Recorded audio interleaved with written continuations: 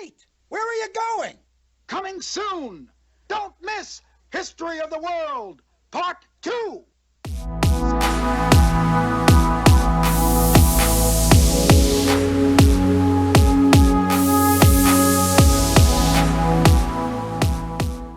Well, you know, I've said many times before that a movie like Blazing Saddles can be made today in the way it was made originally.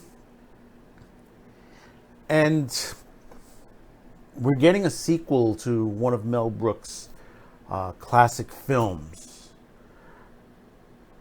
And technically, is this a real test for this? But before we start, don't forget to hit that like, subscribe, share this video. Go up and hit the notification bell, and you'll receive all of our notifications here on QTCast TV and Man with the Show. Now, most of you know, everybody knows who Mel Brooks is. A wonderful, wonderful comedian and wonderful director. Has created some great films. I own most of his films on Blu-ray. It's good to be the king. Right now, I have like the Mel Brooks collection of his greatest stuff, The Producers, 12 Chairs, which I still tout. You know, most people don't talk about 12 Chairs. It happens. It's one of his earliest films, really great. You know, Frank Langella, fantastic in that movie. I mean, Mel had a small part in that, but still funny as hell, you know. And there are many movies after that. One of my favorites is History of the World Part 1. And I've always enjoyed that and always said, yeah, they should make a sequel to that. Well, it looks like we are going to get that sequel. And it troubles me. And like I said before, making a movie similar to like Blazing Saddles and Young Frankenstein and High Anxiety, Silent Movie, you know, all these films that he's done before where, you know, hey, listen, it's jokes. They're jokes in a film. If you don't like it, you don't have to watch it. But it seems now we're going to get the History of the World Part 2 now. And it's going to be as a series. That's number one, which is going to be troubling. That's the number one thing. Now, Mel Brooks is attached to this. He will write and he will executive produce. Now, I've said in the past, having an executive produce role in a movie doesn't mean you have a lot of power. Now, in Mel Brooks' case, I hope, because of his intelligence and how he's run his career, that he would put his foot down on anything that would be changed from his films. But I am worried about it. I've said Hollywood has control of a lot of his movie sets. We heard from the Dune set, the director didn't have control, that basically some things were modified by the company, by the film company, by the production house. They told them to do it or they would do it themselves.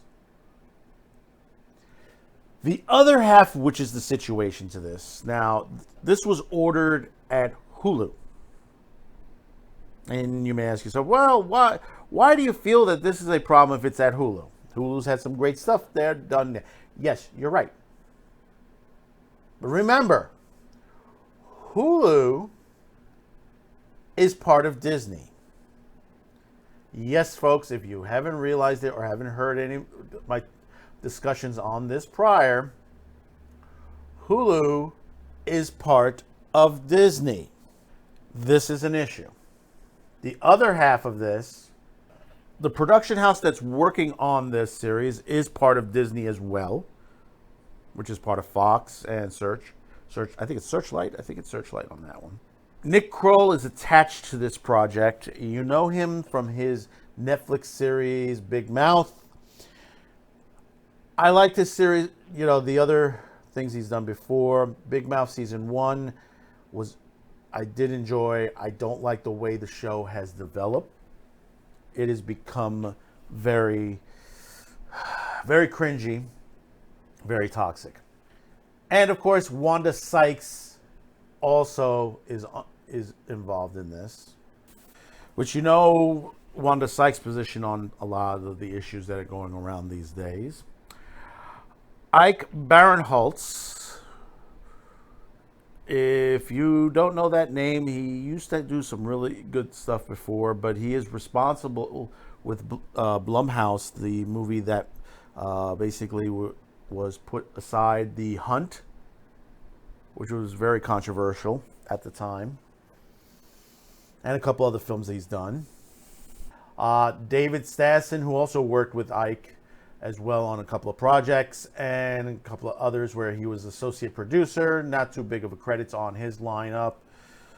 A couple of films that he worked on.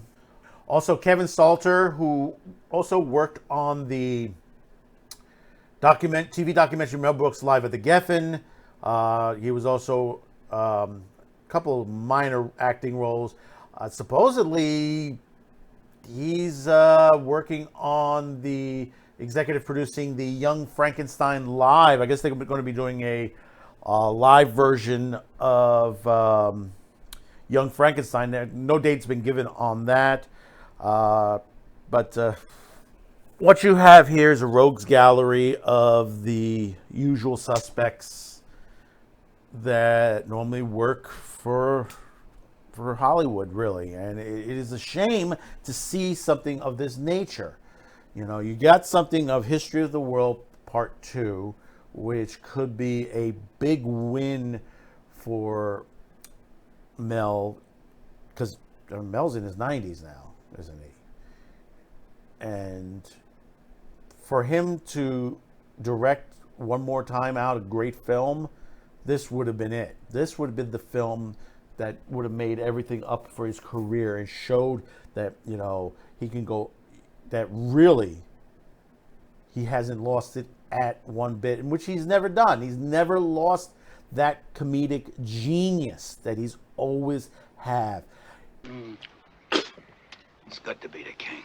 How could you take a movie like The Producers and turn it into a musical? That was brilliant to what he did. Even though The Producers was, in a way, a musical type, but he was able to add songs to it and put it on Broadway and then back on film once again. I mean, his genius is through the roof. I mean, like I said, his film criteria, all the directions on there. I love Spaceballs. Robin Hood Men in Tights was a good movie. Dracula Dead and Loving It was a good movie. And then one thing is, I love the short that he did many years ago, and it comes up every once in a while in interviews. The 2,000-year-old man. I love that bit. I grew up with that bit.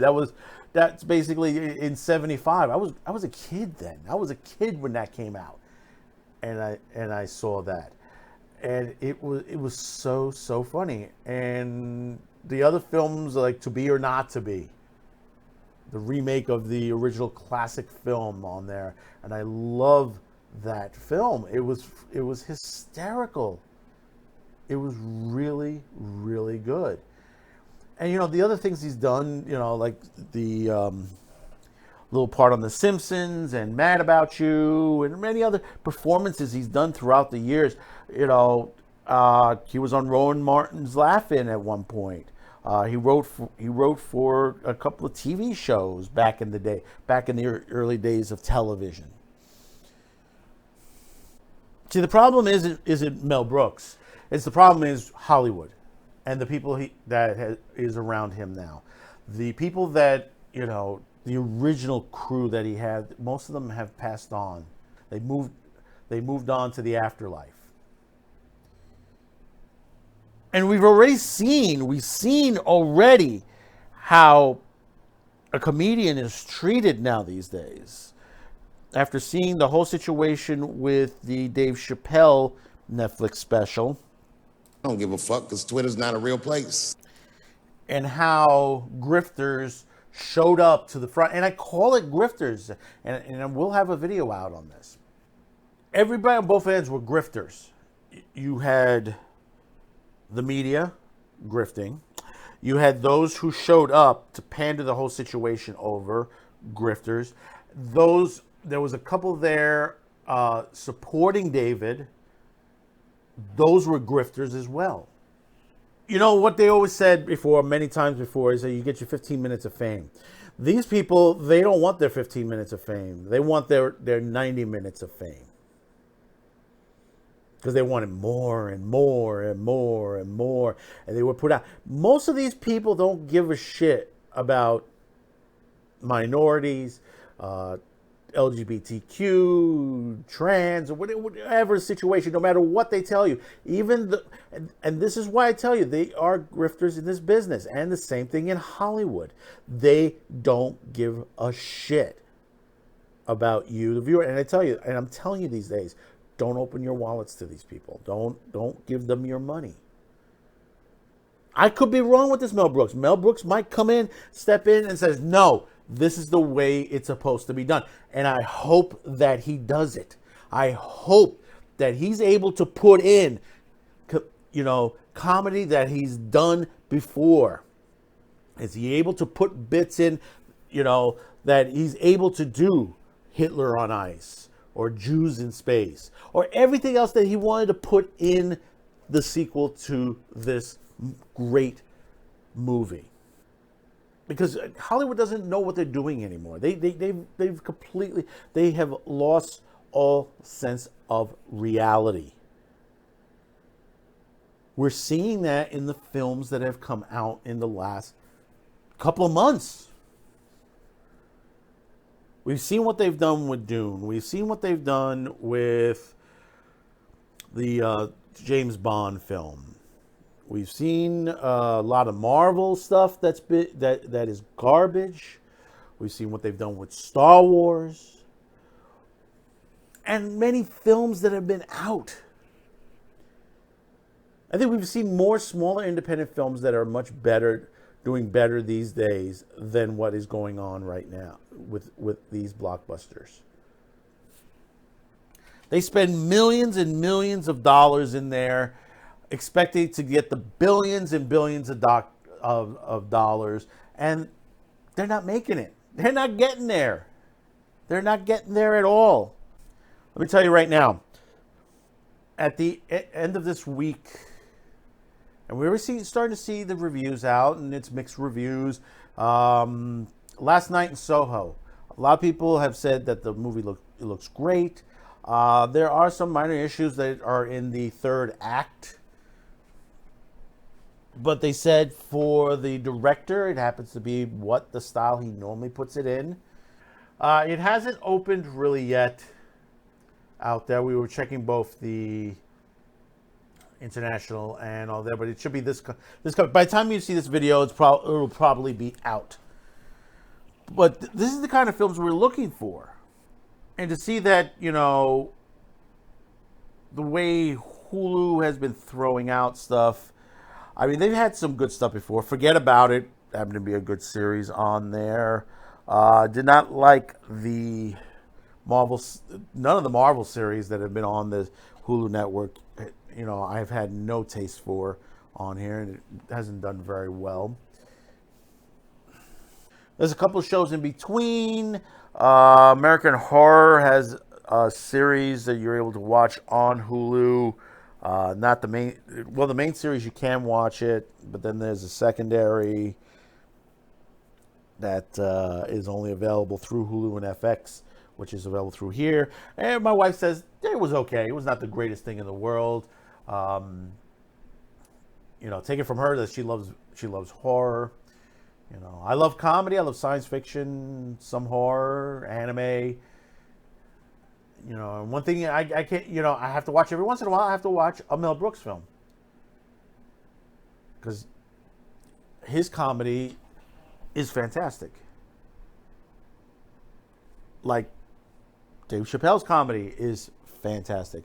I watch some of the stuff every once in a while, and a couple of other comedians. People said, "Well, you can't talk about this." Why not? Why can't I? Why can't I joke about this? Everything in comedy, everything is you can't be, one group cannot be above another group. And it says, well, you can't make fun of that. It's the same thing in the Muslim world where they say you can't make fun of Muhammad. You make fun of God. You make fun of Jesus. Well, Muhammad's out of it? No. That's. Robin Williams said one time, do you think God has a sense of humor? He must. He created the platypus. And, yeah, I do believe God has a sense of humor. Because basically, he wouldn't have made us to that perspective, if you understand my meaning. So we'll look and see what happens with this series, and let's hope Mel has control. Like I said, an executive producer role doesn't mean you have control of full control of the project. The studio tends to have more control over it. So thank you for tuning in. As a reminder, don't forget to hit that like, subscribe, share. And please do comment below. We respect what you say below there, your comments, your thoughts, your mentions. Be civil about it. Do not use a lot of language because the YouTube gods are watching. They're always watching. So until next time, thank you for tuning in, and we'll see you on the next video. Bye-bye now.